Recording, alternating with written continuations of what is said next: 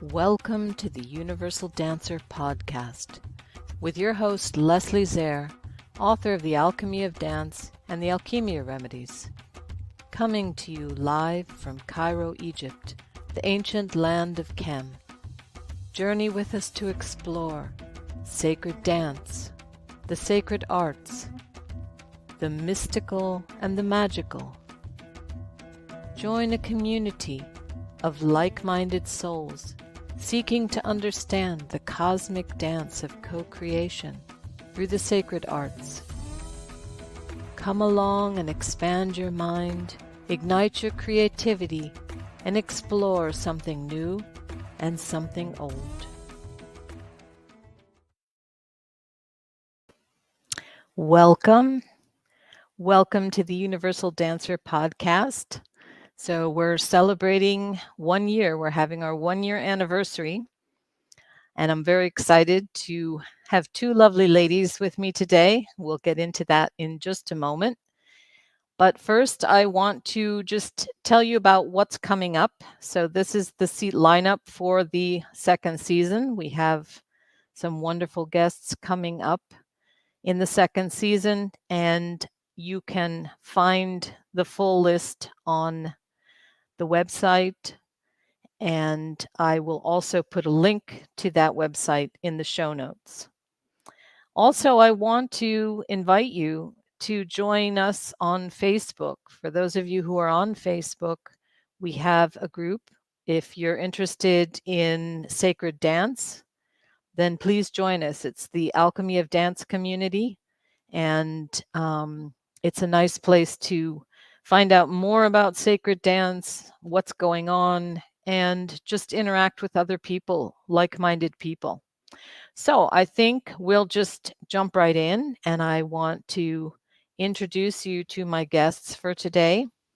And actually, I'm going to welcome ladies. Thank you for being here.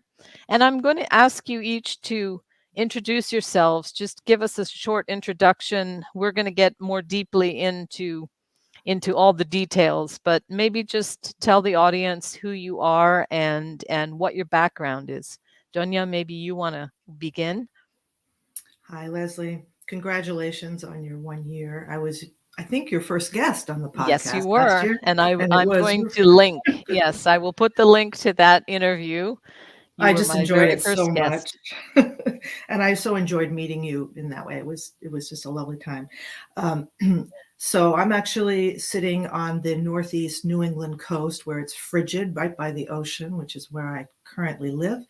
But my background in dance, I went to Juilliard in New York City and then trained there and then danced in the concert circuit in New York for about a decade before I met the Sufi master of the Shatari lineage, Adnan Sarhan, and I trained with him for 2 decades.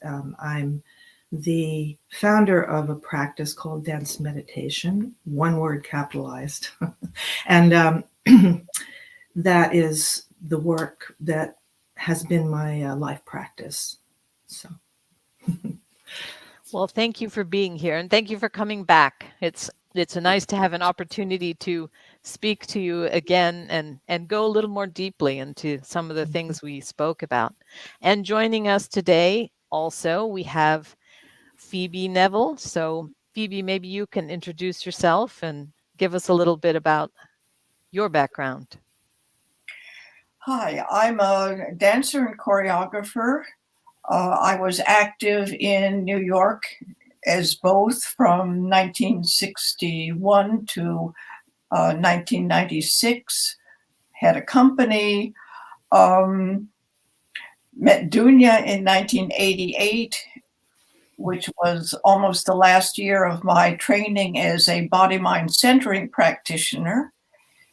And starting in 1991, I started improvising with composer, musician Philip Corner in a process called gong ear, which was interrelated hearing, responding, which was part of my healing when I had cancer and expanded when I moved to Europe to a group called Holing, which was musicians and people moving together as healing for the healthy.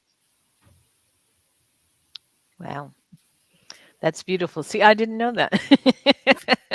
I'm learning a lot as well. That's why I enjoy having people on and talking to them, because there's just so many interesting people out there in the world and having things to share. So I hope we can get deeper into your journey. I think, well, we're all coming from different backgrounds. So I think that's interesting. That was kind of one of the things that interested me. Both, well, I don't know, Dunya and Phoebe, were you both doing modern? What type of dance? I know, Dunya, you went into Middle Eastern dance, but you were doing contemporary or modern, or Yeah, I was what a modern your... dancer. So that's kind of the training at Juilliard is modern dance. It's two particular I too streams. was a modern dancer. Yeah, the streams were certain. Very much in a lot of the people I worked with worked in a, what can I say, structured improvisation situation. So being in the moment was part of my dance experience from very early on. Oh, that's interesting. Yeah, mine is more a musical theater background. I did the jazz and ballet, but that and skating. I was a competitive ice skater, so I came from a completely different direction than you ladies came from. But somehow we I all think end up maybe in the mine's same not place. so different from you, Leslie, because I was a ballet dancer and modern dancer. I also did musical theater. In other words, I did structured choreographed forms. And it wasn't really until I got into Middle Eastern dance that I was able to open up into improvisation. So interesting. Yes. And I think also on the spiritual level, which we're going to get more deeply into, but we all come from different backgrounds with that too. So, I mean, this is what's interesting to me, is that I feel that many of us start in different places, but somehow we end up in a very similar. And when I met Dunya a year ago and we spoke, that's what I felt. She and I have very different backgrounds, but we ended up in a very similar place as far as where we were going, or where we were trying to go, or the direction that we were moving in, where we were trying to get to, perhaps. So that's kind of what this discussion is about, is to really share that with people, and to talk about the different ways that we can arrive at a very similar place, and even what is that place that we're arriving to. So I think that I think it would be good to begin just with maybe a little discussion about spirituality or spiritual practice, and kind of what that means to you, because we all incorporated dance into our spiritual practice, but again, we all started in very different ways. So maybe just to speak a little bit about how it came to, not necessarily how it came to that, but why that was important, or what pulled you in that direction. I'm happy to start with it. I guess I, of course, had a yearning from the time I was a child, but I didn't really see any answer to that in my culture. But I had some good signals along the way. But I do know that when I walked into the first workshop with Adnan, that this was a definite yes for me. He used movement as a meditation process, so I didn't have to translate anything, because I was such a physical and moving person. I didn't have to sit down and restrain myself or anything. I just could move, and he took us as practitioners into very deep meditative states right away through movement. So that I didn't really have a difficulty resolving two different ways of being, one the mover self and the other the meditator. I did have a huge shift, which has been the tremendous piece of the path, which was to move away from a performative type of person into an inward exploration person. But I think that's something that all of us generally need to encounter, is how much of ourselves we give to the idea of performing for the others and doing what they need and doing it for them, versus doing it what we do for our own experience of our experience, how to more deeply experience our own experience. So that's. But what do you feel pulled you in that direction? Was it just clandestine that you met Adnan and you had to go that way, or was something pulling you towards finding a way to do that? So I think I was looking, but I wasn't looking. It was at the time before the internet. And so when you say looking, it was always felt like serendipity when you stumbled on something. And a fellow dancer just said, oh, you should come to this guy. It's a really interesting situation. But I had been, I saw Kazuo Ono, who was a Buto dancer, and had a tremendous insight and sort of opening before that. And prior to that, I had gotten a little yoga book, and I remember reading this passage about breathing and going into a state. So part of me was just right and ready for a teacher. And then that teacher appeared. But as I said, I was in New York City, and everything was going on in New York City. Everything. It was just, but it wasn't on the internet. So you had to walk down the street here. You had to go into a studio there. You had to hear about somebody. But if you did hear, all you did was go to that studio and experience it. So I was ready. Yeah. In my heart. The teacher appeared. Uh-huh. And the teacher did, yeah. What about you, Phoebe? How did you have a Buddhist background, is that correct? For 20 years, I studied with a very small group of Nyingma, which is the oldest of the Tibetan sects, which was conducted by the ex-translator to the Dalai Lama, who was an amazing man.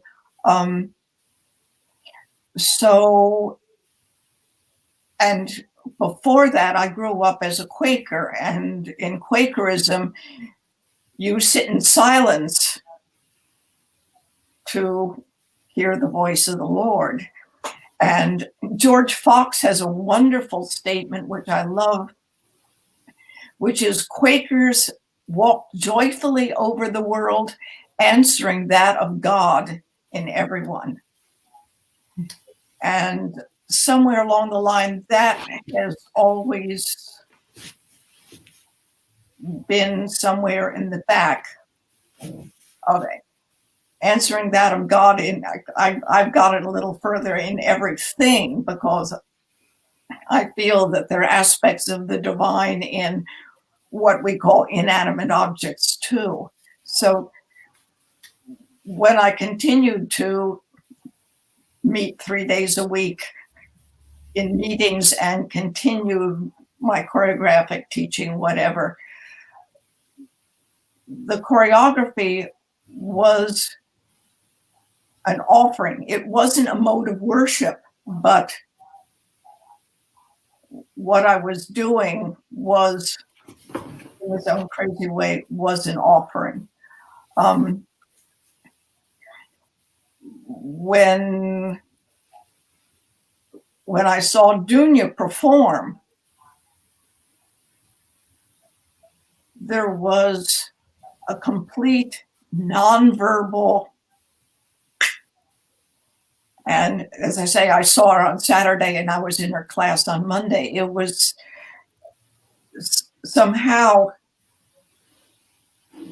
movement, and I've been in the moment in improvisation, but movement in terms of finding something within oneself.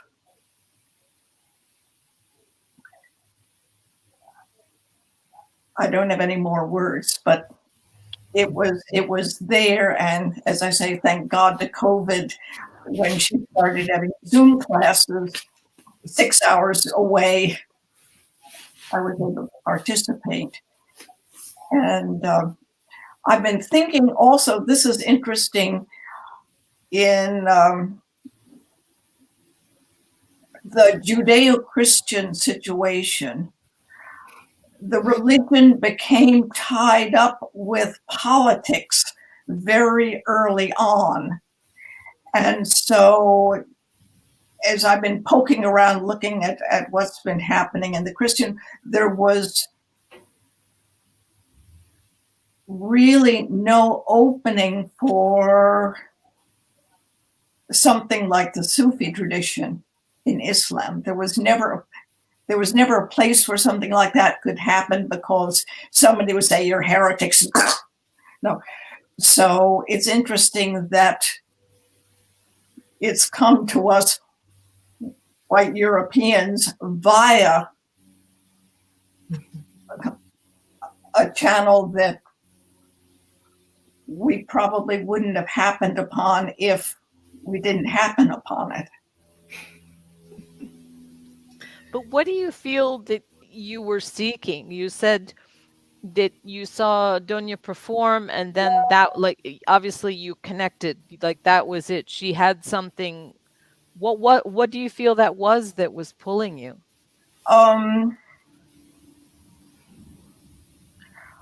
Well, one can use the word embodiment, but it was more than that. I mean, Dunya was a gorgeous dancer, but it was more than that. And again, my response was not in any way an intellectual or a verbal one. It was just and continues to be. And I think that's the beauty of dance also, because you're connecting on those other levels. So I'm sure she was communicating something to you that wasn't verbal and wasn't necessarily an intellectual thought, because as you use the word embodiment, she's embodying something that perhaps we want to align with, or we want to attain, or we want to have the experience of. Or maybe we're already there. We're already in the garden together, and it's finding those other beings that are sort of already in the garden together. Yeah, you're resonating with someone, and I'm sure they're activating that in you as well.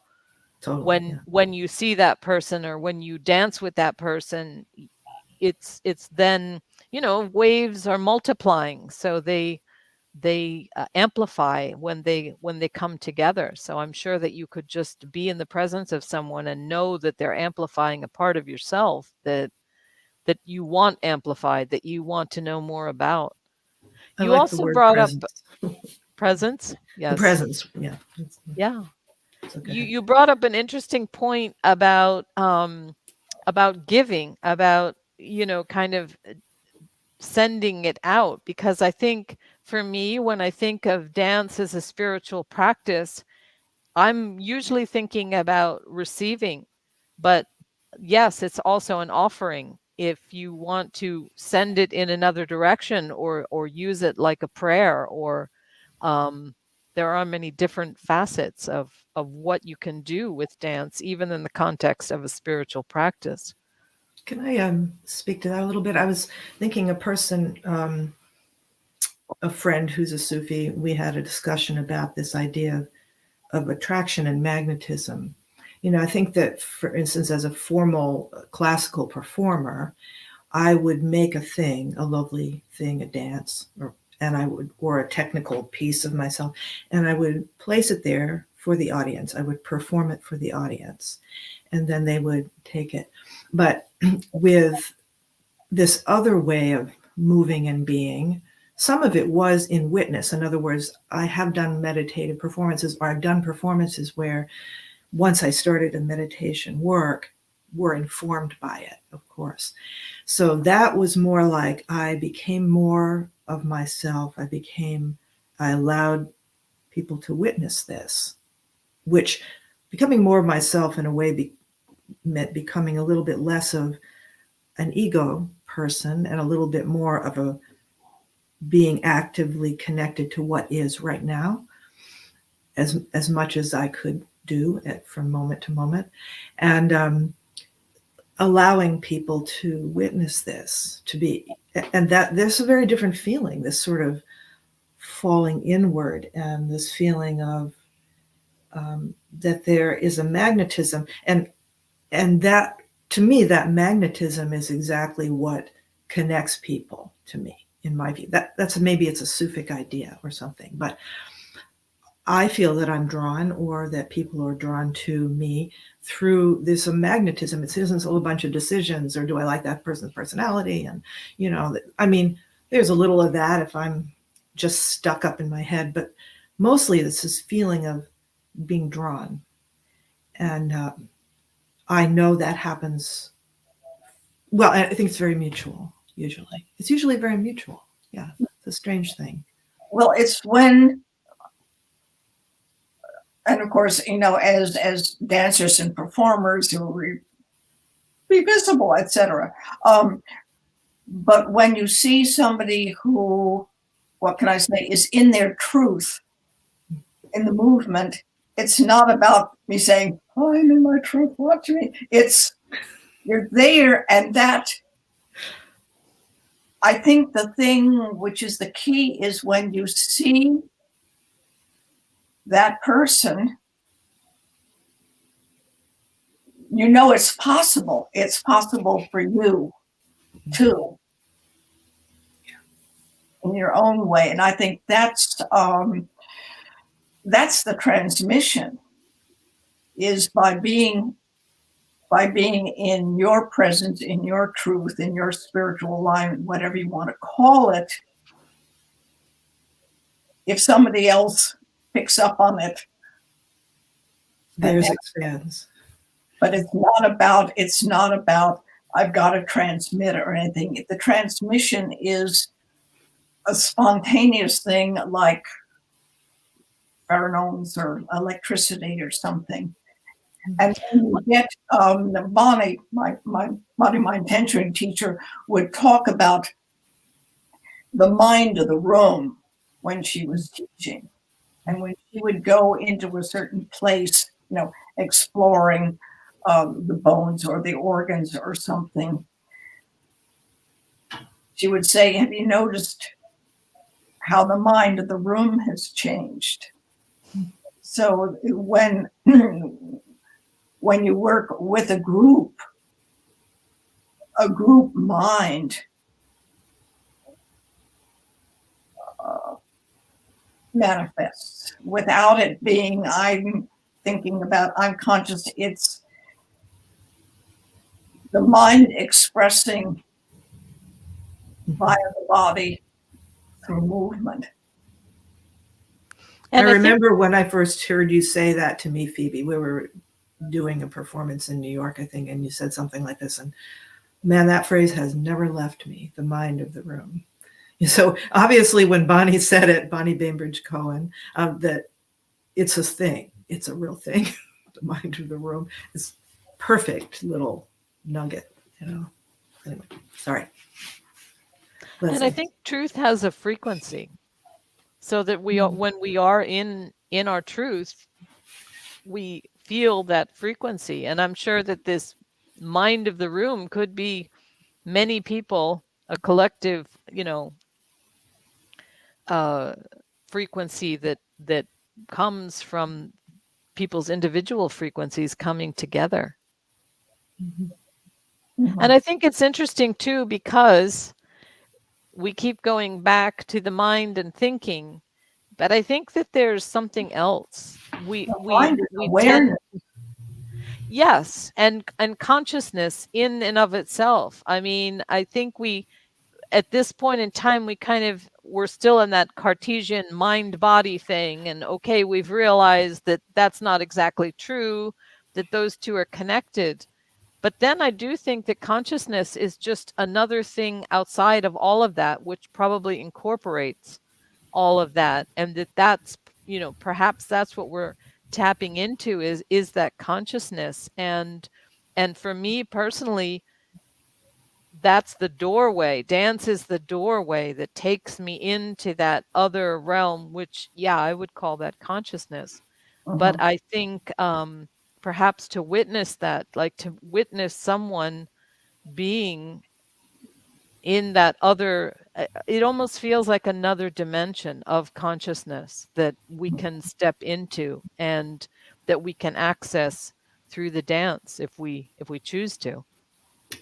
Yeah, I remember reading something about philosophers or scientists that were discussing what consciousness is, and we do tend to think of consciousness as a singularity. It's somehow a floaty cloud thing in the head or the heart, consciousness, or maybe it's our aura. I mean, that's generally how the wording to it exists. But they were, or whoever it was I read, talked about consciousness as multiple particles or things that were somehow flowing and flying together, for instance, like a flock of birds, or like, those incredible starlings that do this extraordinary flowing shapes in the sky. They're all individual birds, but they are flying in such harmonious communion. It's such a miracle, because they're not all doing exactly the same thing. They're all slightly different angles in order to make this flowing shape. And the consciousness was somehow more particulate like that, and somehow just hearing that really freed me a lot to stop feeling this sort of solidification of consciousness, but to feel that I was in a matrix, and my body, it allowed my body actually to start opening up, hearing that image. It allowed my body to feel its truer reality, which is this continuum with the inside to the outside, with the physics of forces moving in and out of me.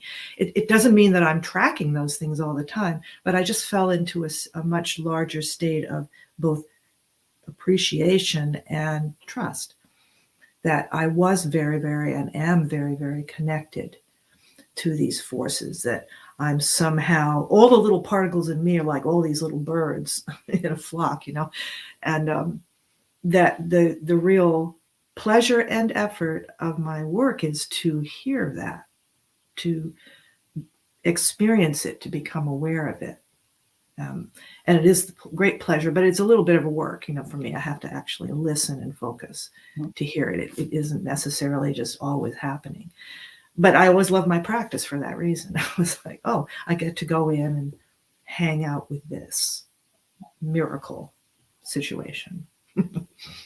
And I think those birds are a wonderful metaphor too, probably for the mind of the room. I mean, that's how I would see it, as yes, you have all the individuals in the room, but somehow you're all connecting and moving together. I love that. And everything that's in and out of each person is finding ways to flow together. I don't know. It's freeing for some reason, that image. Imagine if we could do that as humanity. If we could all just move. And to me, the practice that I do, the modality that I developed, or the downloaded is probably a better way to put it, that was kind of the whole point of it, I guess, is to be in that flow, is to get out of yourself and to connect to that bigger whatever that is, so that you can, that's the universal dancer, is that being constantly moving and connecting in different ways, sort of in and out. Yeah. I imagine. Go ahead. Good. Well, I don't know. This is just jumping back to a little bit of something that Phoebe brought in a bit ago about religion, religious traditions. And I should just say that the Sufi, this is a side point, but the Sufi that I trained in, Shatari, didn't really begin in the Islamic world. It began in Persia and migrated to India before it came back into the Islamic world. So its influences are much more, in many ways, like what was happening in India 1,000 years ago. Anyway, I was thinking about, after a recent workshop, about the Christian tradition that I was raised in. I was raised as an Episcopalian. And I'd spent a lot of time in church because my aunt was the choir master and the organist. And so I got shanghaied into being in the choir. And, it was fun. It was, you had a really nice job singing all this awesome music, medieval music, and kind of, being in the robes up at the front. And I mean, I'm not sure I really took in what was going on that much. I was really just singing. But it occurred to me the other day that we tend to think of Christian and the monotheistic traditions as being splitting the mind and the body getting demoted and the mind getting elevated, and spirit being of the mind and spirit not being of the body, which is always an issue for those of us who do dance as a spiritual practice, right? Is this thing, this split, which is weird, political. But then I thought, well, when you do that grand sacrament, I don't know if you do that in every tradition, but anyway, is the body and the blood. And the little phrase that goes with this is, I give you my body, or this is my body, which is given for thee. Eat this in remembrance of me. Drink this blood in remembrance of me. And I thought, okay, it's often discussed as cannibalism or is so highly symbolic. But I was thinking about, it's incredibly embodied. It's an incredibly embodied image, sacrament. And it stands out to me, this moment of like, this person who is a mystical teacher was saying, this infusion in me, in my body, I'm giving this to you this way, And that's the Last Supper, just 12 of them there hanging out. We didn't really know what was coming down, but something not too good. Anyway, it struck me as being highly embodied in the midst of what has over a few centuries become a very disembodying patriarchal situation. It was just odd. It kind of felt, I felt for the first time that it wasn't all bad, that I'd had this Christian upbringing, because I think that's an interesting chord. I felt it suddenly in my heart, this communion of body, it was right there. It didn't struggle in me for the first time. Now the rest of it, yeah, who knows? But just that, just a little bit. I don't know. I don't know why I'm bringing that in here. Religions have changed. And I think it's always interesting, like, to go back to things, to traditions or religions, and see where did they come from? Because I'm sure that there are many things that we can take, or things that didn't get sort of glossed over, maybe, like that in particular, that you're saying it is very physical. And that's an interesting point, because usually it's about sort of disconnecting rather than connecting to something. So yeah. And again, that whole idea of embodiment in the sense of, I'm going to take this in. If I'm taking in the blood of Christ or the body of Christ, then I somehow become like that, or elevate to that. So or even that spirit is in the body, because wasn't that really that statement? Spirit is in my blood, in my body. Yeah, that's pretty powerful. Another thing, Tibetan Buddhists talk about the rainbow body.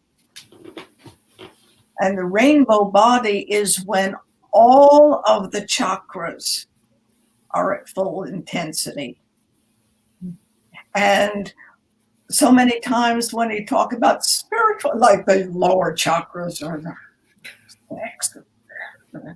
we want to be up there. No, instead of recognizing the validity of all the chakras, recognizing the validity of the body in all of its aspects, how the body is, what can I say? Well, that it's all important and it all needs to be balanced. The spirit isn't something up there. The spirit is present in the body, or the body is present in the spirit. You can start thinking of it that way instead of, who's the container and who's the contained. I had a Tai Chi teacher who was Chinese, and he said that you always have to connect in both directions. You connect up to the heavens and the cosmos, and you connect down to the earth.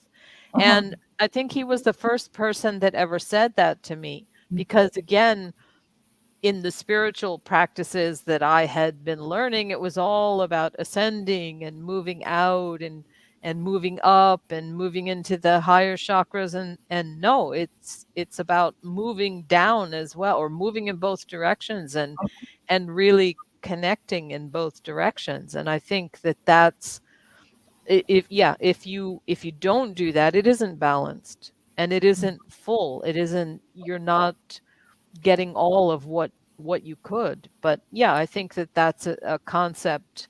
As we moved into the left brain and into the mind, and the head and the mind, and not consciousness as we were talking about before, but the mind, the rational mind, we then left the body behind. So I think again, we need to reintegrate those things, which I think is happening. Finally, we're realizing that we have to be embodied and how important that is. And certainly dance is a wonderful way to do that. I think I'm hearing, it's so interesting, I'm just taking note in a way, of the sense of multi-directionalness, a sense of what is the idea of direction, high and low. I guess the idea of the earth and the sky has to do with gravity. We stick to the planet because of gravity, so there is some powerful force, but judging it one way or the other is sort of an interesting, it's just a mythology. But and the other so just thinking about that kind of directionality of gravity toward the center of the earth and out toward the edge of the cosmos, but this other directionality of the birds flying is multi-directional. The forces moving all along in different directions, spherically and linearly, and all directions at once, which are just making note of this, that I feel the longer I go along in my experiences, the more I'm aware of that, of the magnitude of directionalities. I don't know how I'm aware of that, but sometimes I can just feel so in the midst of, there's that Rumi poem, the birds around me, is God everywhere or something. I can feel like I'm in this total movement within and without, and it's so many multiple directions that there's no way to really understand it. It's just a way to experience it. Anyway, just those are the images that came when I'm listening to you speak. Both of you speak. Yeah, interesting directions. Well, Phoebe used a very interesting phrase when we were talking the other day, the place of unknowing. You said that, and it really stuck with me. And I've been thinking about that a lot, because I think, again, as we went into the head and the rational mind and the need to know and the need to be right, we lost that concept of the unknown. And I think, Phoebe, you were saying that one of your teachers, that was a phrase that she used, is to go to that place of unknowing. And that, I think that's fascinating, like to just begin in with that concept of not knowing, and not necessarily wanting to or needing to know. I guess that's the difference, is just that you aspire to go to that place of unknowing and to see what you find there, as opposed to having preconceived ideas. Yeah, I agree. Yeah, Bonnie would talk sometimes about the shadow. And the shadow is the unexpressed.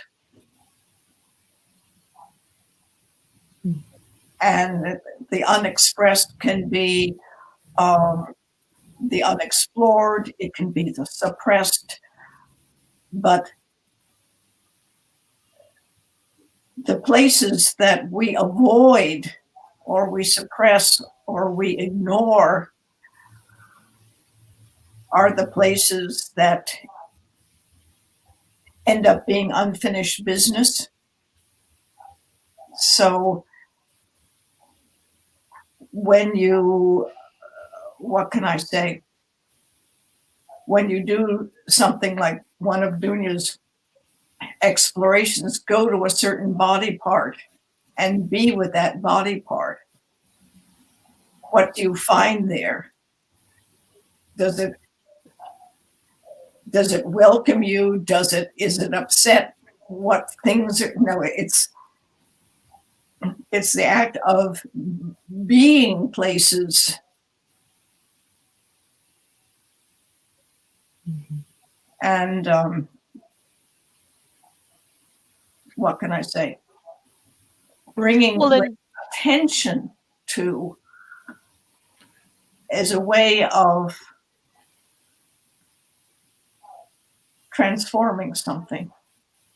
Or just hearing it. Mm-hmm. I think it's interesting, the word shadow. I've been, maybe as a writer, I like to explore a word. And then when I start exploring it as a writer, then I start exploring it when I move. But I was thinking about how shadows have become more welcoming to me. I think at first they were the places, and still are, of course, are things that I haven't looked at or you can't see as well because they're in shadow. But then how important it is also to have shadow places where you can rest and hide away from the glare of things, away from the intensity of being seen, for instance. And the shadow is a place of, like, I don't know, mushrooms underground, or the permafrost, which has many secrets and maybe should remain permafrost, should remain away and under for it to do its service. It's a very interesting thing to me. I started to feel more in harmony with my shadow. I think it's only before I was more, judged my shadows a little bit more instead of, and felt also that I always needed to reveal them. And then I'm still not so sure now. I feel maybe they are fine the way they are. I can go and give time to hearing if they want to emerge or not. I think that maybe too, trust my practice, that honestly, if something needs to come up, it just will. It just really will. All I need is a little bit of, not active repression, just moving around, and boy, things will just come if they want to come out. But I've also let myself sink down in a way. I'm sorry. Just another thought that goes with it. Yeah. Mm-hmm. And the shadows protect us. I mean, I think that that's something we need to acknowledge. Someone should always acknowledge that shadows protect us before they do shadow work, to realize that, yes, those are things. And I think what Phoebe said, that they're often unexpressed. Because to me, yes, I always think of it as something that's hidden or repressed, and but unexpressed. That's interesting. Mm-hmm. I hadn't thought of it that way before. So it's still in there somehow, but it's just hasn't, and maybe the time isn't right to express it. So I think always to acknowledge that shadows protect us from the sun, and that there may, yes, that it's interesting to go in there. And also, who are you exposing it to? For you to go into the shadow and investigate is one thing, but you don't necessarily have to bring the things in the shadow out for everyone to see. That perhaps those are things that you need to share with yourself, as opposed to the world. I know we live in such a confessional time that everybody's, I'm going to post this immediately, instead of like, yeah, my Buddhist teacher once said, you don't pull a plant out of the earth to show how much it's grown. That's great. Right. Some people do. Oops. Yeah. Oh, dear, that's funny.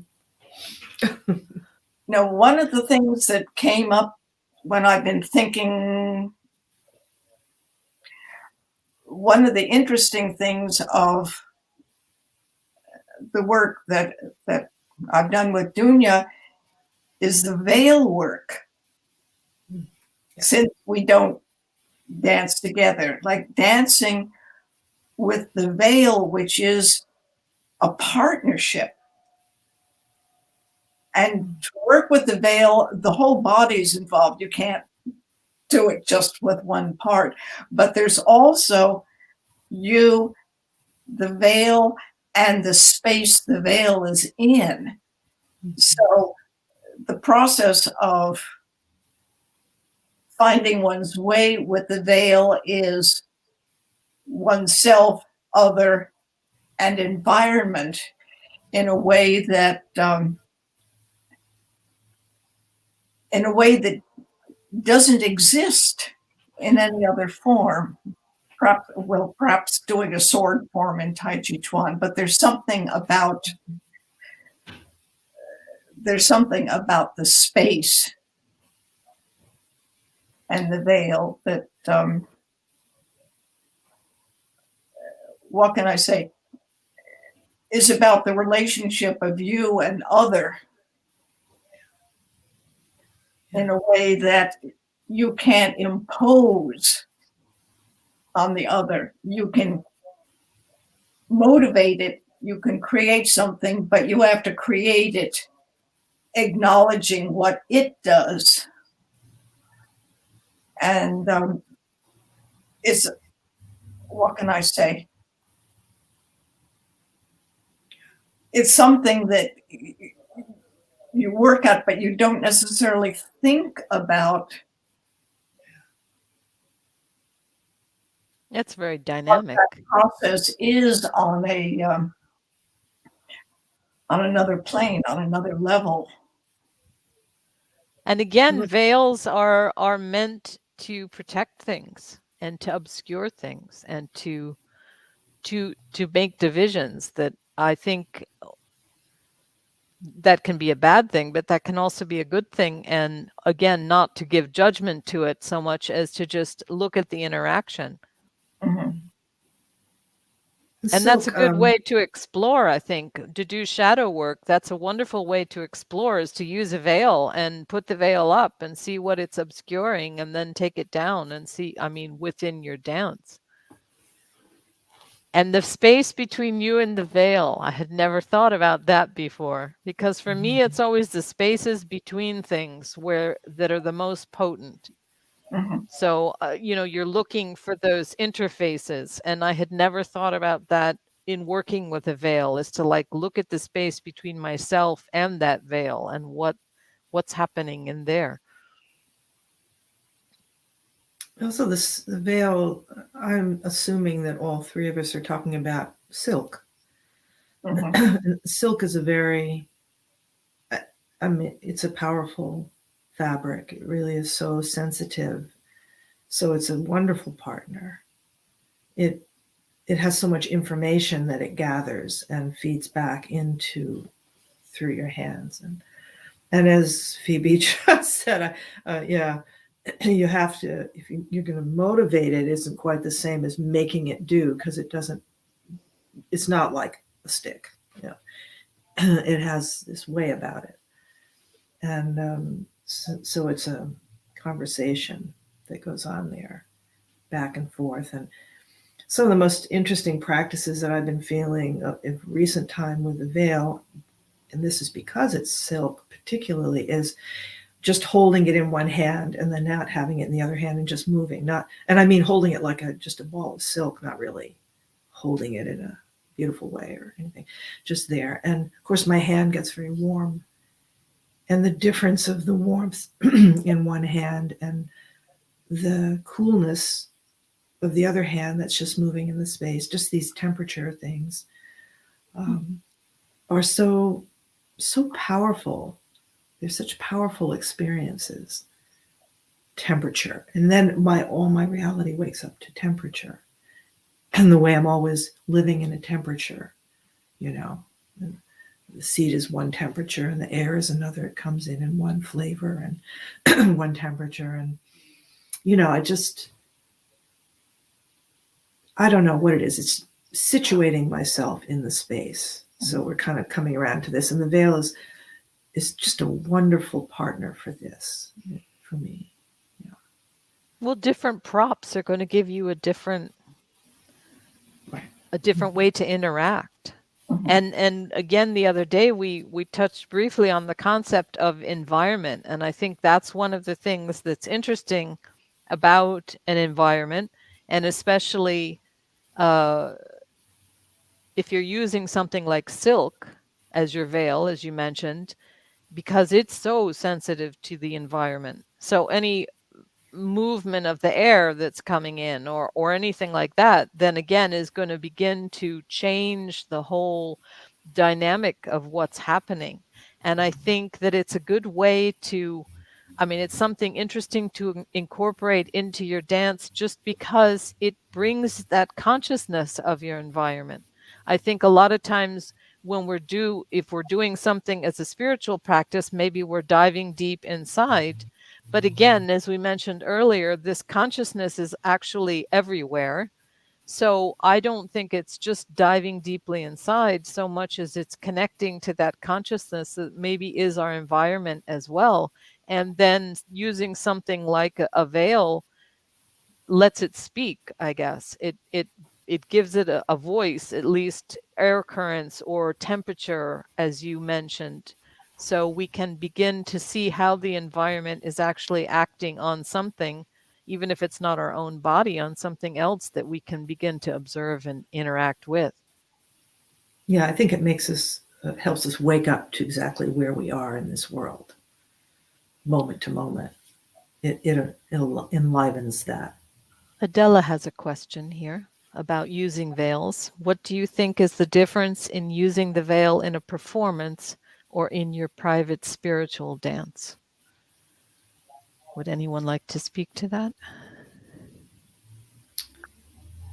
Well, I think when I initially began to learn about veil, I learned about it as a Middle Eastern dance performance, and I was learning how to do a cabaret show in a restaurant or on stage, in a stage environment. And there were certain formal movements to be done with the veil that were part of the show. And so in a way, they were like sort of like learning a skill routine, learning skills, like how can I hold it this way and then drape it here and tuck it here and, do different things with it that looked beautiful. But it got me going with the veil. But then once I began to explore the veil, for myself, what I ended up doing with is I would dance with it every day for, an hour or something, just in my practice. And I did this consistently for, a couple of years. And of course, it completely changed. It completely started to teach me what it was, what it could be, and everything. Then everything was up for grabs. Whatever happened was fine.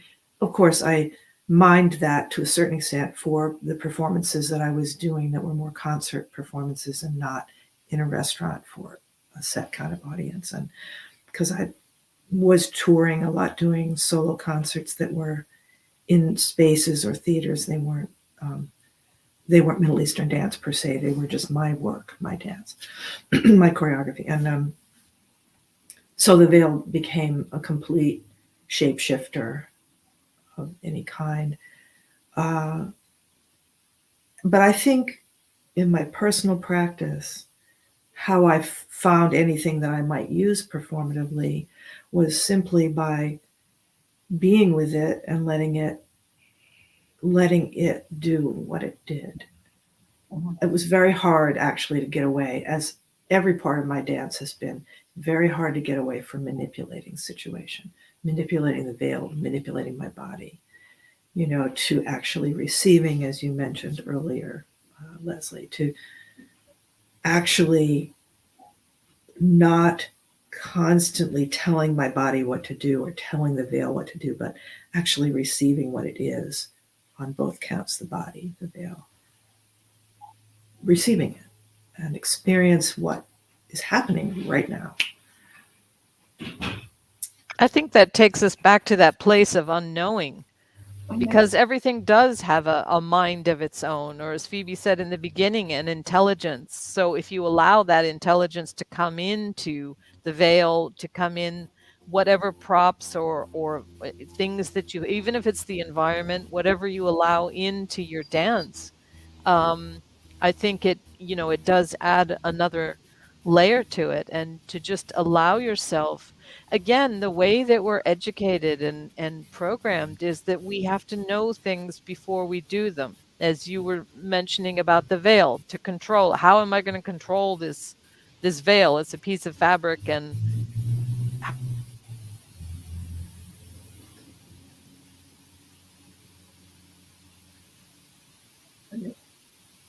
So I think we've lost Leslie here for a minute. But I'd love to hear what you have to say about the veil, Phoebe. Oh, well, what can I say? My mundane practice is putting a fresh sheet on my futon. On my back. It was me that disappeared. Down on the bed. So I'm back. And another thing, years ago, I was at one of Bonnie's workshops, and I think it was in January. And for the fun of it, I had, for anyone who's interested, an early morning movement practice, and we did veil work with our blankets. So,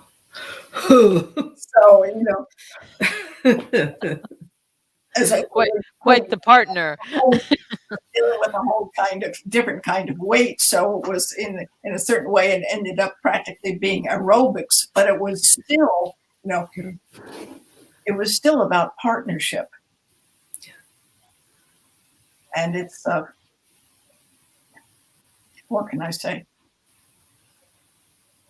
Yeah. I mean, I can't make a formidable partner. Yes. Dunya. That's weightlifting. It is. It's really weight hauling. It's something else. Makes you appreciate the silk. Well, jugglers learn how to juggle with little silk scarves before they do balls, because the silk stays up in the air.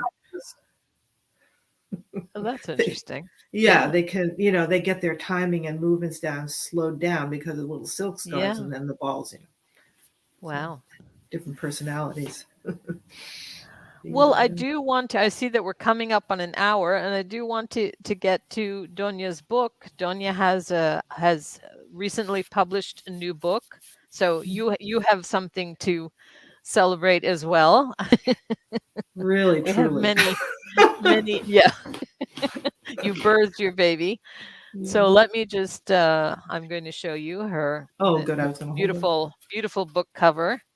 So maybe you can just tell us a little bit about what it's about. And well, I've been working on it, it seems like, for 20 years, but it took me a while to realize I didn't know how to write a book, but I was collecting materials. It's about this practice of movement meditation. I call it dance meditation, but it's really any movement meditation. This is relevant to anybody who would want to do a movement meditation practice. So the book is really a guidebook and a practice companion. And it has very mundane things like, what kind of room do you want to sit in? What kind of clothing do you want to wear on your body, and why? Just thoughts about this. Just what's the container that might help you do a practice, pointing toward things that actually feel comfortable to you and feel good on your body, or that, then there's a section that really is talking about the meditative practice, the process of going inside and deepening. And then there is a segment that has a lot of meditations. So there's instruction. And I call it the meditations and my thoughts about them. So I have a few thoughts about them, oftentimes how I learned this one, or after teaching it, some of the things, experiences that people have had. Generally, the instruction is quite simple, very straightforward, not a lot of elaboration. And then experiential or explanatory pieces come later. So it was really meant and is meant to support somebody who already has a movement meditation practice. It doesn't have to be the same one that I've experienced or any of us have individually done. I think it would work for most people, or for those people who are feeling drawn to wanting to, begin one, really, or early on in one. So it's not really geared toward experienced practitioners particularly, but to pretty much anybody. And it was very hard because to write it, because, to have something be the right tone, have a feeling that's friendly, but at the same time also has gravitas, that took some doing, actually.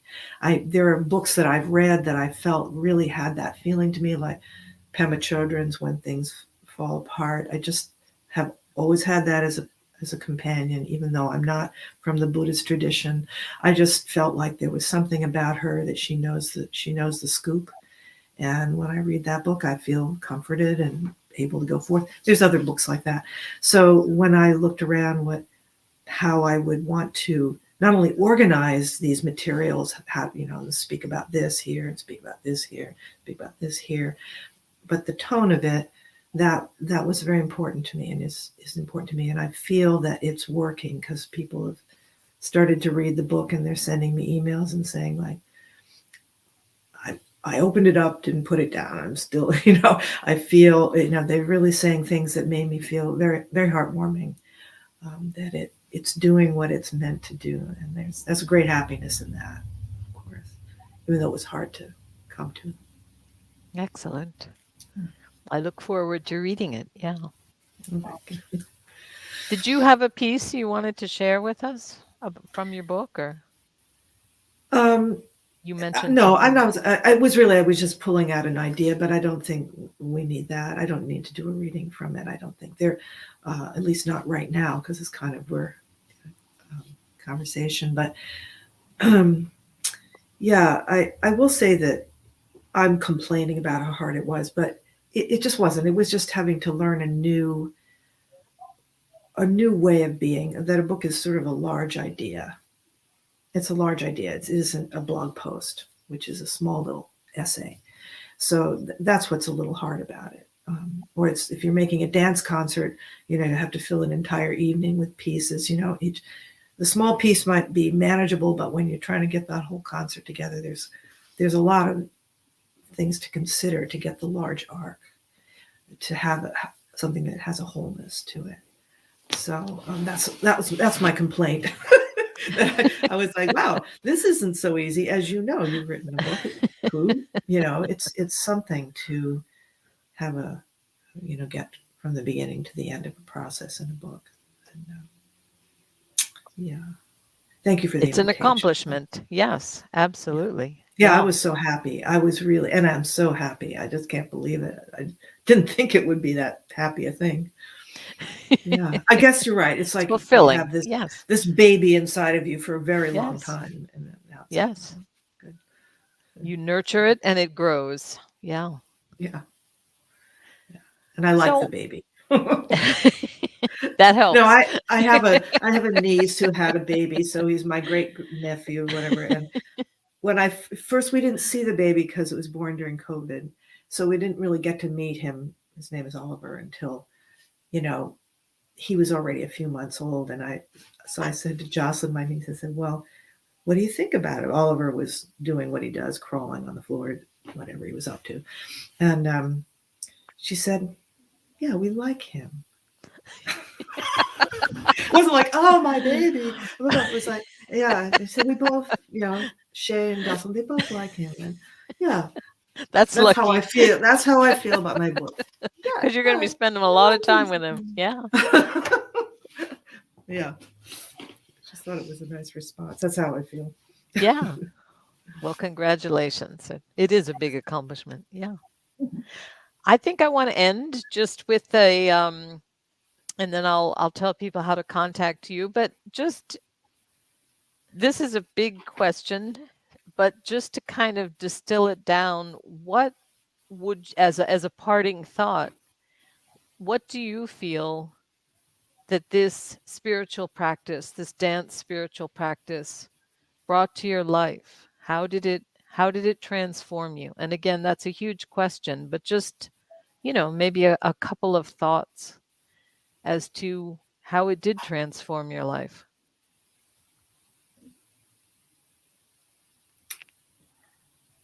For me, I came home.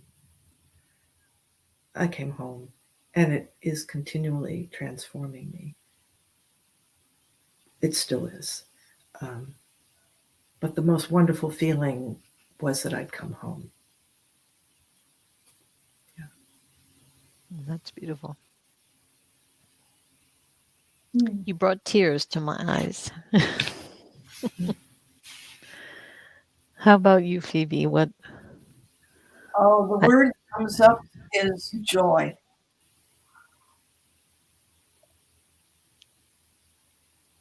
Yes. For me, I think it's, yes, being in the sort of combination of both of what you both said, of being in the right place, like being in phase, being in harmony, being that perfect place, whatever that is. For me, I think it doesn't have a word, but yeah, it's an amazing experience to be in that place. So I think if there are people listening that have not tried it, definitely there are many ways to get there. We the three of us do different modalities, and there are infinite modalities. So I think, yeah, if you haven't tried it, please do find someone that you feel you resonate with and check it out. So let me just go to that, actually. So Dunya, if people want to get in touch with you, Dunya's website is dancemeditation.org, and she's also on Facebook, Dunya McPherson. You can search for that, and Instagram, both as Dance Meditation and Dunya McPherson. So if you want to get in touch with Dunya, and just Dunya, you do have an up and coming event, so maybe you can just tell us about that, and I will put a link to it in the show notes. So yeah, thank you. I just happen to have one coming right up soon. It just on February 6th, which is a Sunday. It's 1 to 3. It's online on Zoom, and so very accessible. I think it's fairly late for those of you in Europe. In the U.S., 1 to 3, and then but allows that's the West Coast Eastern people. time, yes? Eastern time, yes. yeah, East Coast time. So it allows West Coast people and U.S. people to come still without it being the crack of dawn for them. So I think it's a good spot in the time. Yeah, we're going to do a 2-hour session, which is a little bit longer than I've done on Zoom before, but I wanted to have more time to sort of unfold into the practices, and also to have a period of time where we can write and have some conversation at the end too. Though the majority of the time we will be moving inwardly. I'll do some instruction and guiding in the front, and then give some meditations to work on. So that's coming up. Excellent. Yeah. And I will link that in the show notes. And Phoebe, I think you're doing mentoring. You're doing one-on-one mentoring. Mm-hmm. Phoebe doesn't have a website, but if you're interested in the work that she's doing, you can always contact me, and I would be happy to connect you. So you can work with Phoebe as well. All right. Well, thank you, ladies. Thank you for being here and and speaking to me about something that's very dear to my heart and obviously yours as well. So it's been a pleasure to share this time with you. It's been an honor. Really an honor and beautiful. Thank you. Oh, thank you. Thank you.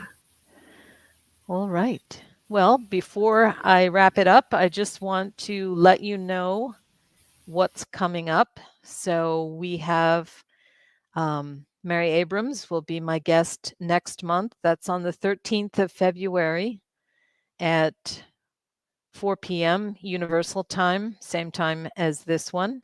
So you can join us live and ask questions. Again, I'll remind you, if you like to join us on Facebook, it's the Alchemy of Dance community. You can just search the Alchemy of Dance community and it will come up. All right. Well, thank you all for being here, and thank you for your comments, and continue to comment. We'll be checking back on the video once it's up. So please continue to comment and we will answer your questions if any come up. All right. Until next month. Thank you for being here. Bye-bye.